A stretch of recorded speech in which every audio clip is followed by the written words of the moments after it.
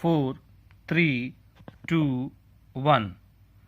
श्रीमन, हम अपने नागरिकों को अनंत काल तक मूलभूत अधिकारों से वंचित नहीं कर सकते हैं। यदि देश पर कोई आक्रमण होगा तो सरकार पुनः संकट काल की स्थिति घोषित कर सकती है। संविधान ने उसे अधिकार दिया है और उसे देश का स्वेच्छा से सहयोग मिलेगा। अगर कुछ तत्व उस मार्ग में बाधक बनेंगे तो हम उनका साथ नहीं देंगे। राष्ट्र की सुरक्षा सर्वोपरि है, लेकिन आज हमें राष्ट्र की सुरक्षा को लोकतांत्रिक अधिकारों के साथ मिलाना होगा।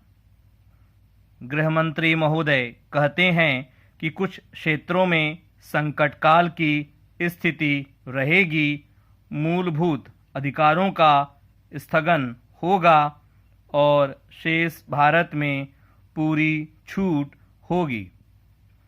अध्यक्ष महोदय, संकट काल को कुछ क्षेत्रों तक सीमित रखने और शेष भारत को संकट काल की स्थिति से निकालने के हम लोग मूलभूत रूप से विरोधी हैं। वह संकट कैसा है जो देश के एक भाग में है लेकिन दूसरे भाग में जिसकी अनुभूति नहीं होती? वह संकट कैसा है जो संपूर्ण देश पर नहीं है? क्या जम्मू कश्मीर का संकट शेष भारत का संकट नहीं है? क्या असम पर चीन का प्रहार सारे देश की प्रभुसत्ता पर, देश की अखंडता पर प्रहार नहीं है?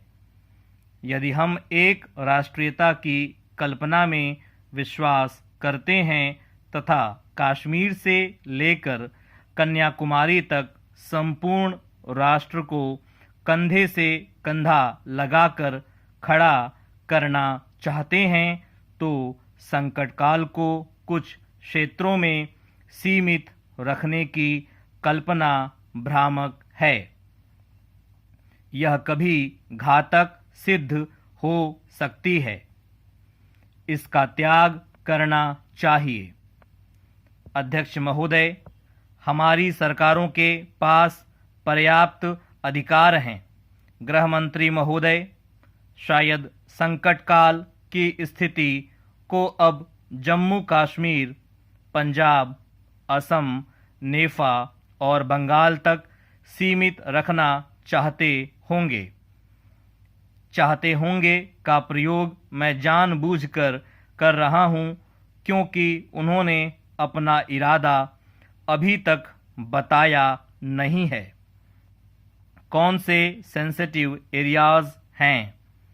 अगर वह क्षेत्र वही है जिसका मैं उल्लेख कर रहा हूं तो क्या यह सच नहीं है कि इन राज्यों की सरकारों के पास किसी भी स्थिति का सामना करने के लिए पहले से ही पर्याप्त अधिकार हैं? क्या जम्मू कश्मीर में अधिकार नहीं हैं इस सरकार के पास?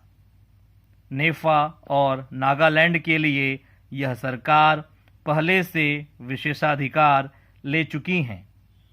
क्या उनका उपयोग सही ढंग से हो रहा है?